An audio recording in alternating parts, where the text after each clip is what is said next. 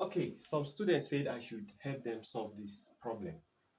And the problem said we should calculate the concentration in mole per dm3 when 2 moles of sodium chloride are dissolved in 500 centimeter cubes of water. All right, so this is calculating concentration from moles and volume in chemistry. So let's take it this way. Solution. First, you need to know the formula. Now the formula says concentration. That's in mole per dm cube, right? Mole per dm cube must be equal to the number of moles divided by the volume in dm cube.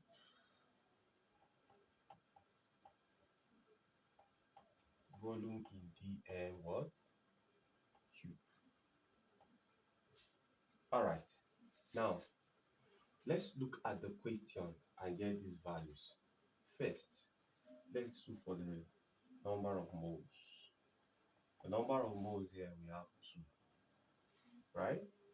And then the volume, they gave us 500 centimeter cube. Now, there is a problem. The 500 centimeter cube is not what we're going to be using here. We're going to be using what? dm cube. So, if we have volume as 500 centimeters cube, what we'll do is we have to divide it by 1000 so that we'll get to dm cube, right? So, divide this 500 by 1000. So, this gives us dm cube. All right, so we're going to be having this will take this will take this. We have 0.51 dm cube. Now, this is what we use in our calculation. Okay, so let's see. Now, let's take our concentration.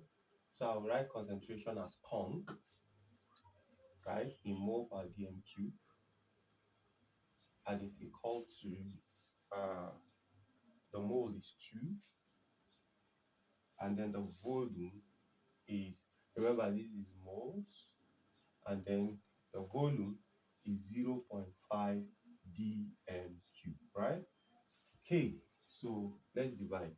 This is going to be 2. This is 0.5. That's supposed to be,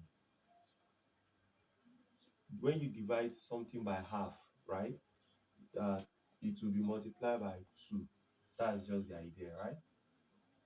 So this is going to be mole per dm cube. So we're going to be having 4 moles per dm cube. So this is going to be the concentration. So if they ask you to calculate this, this is how you do it.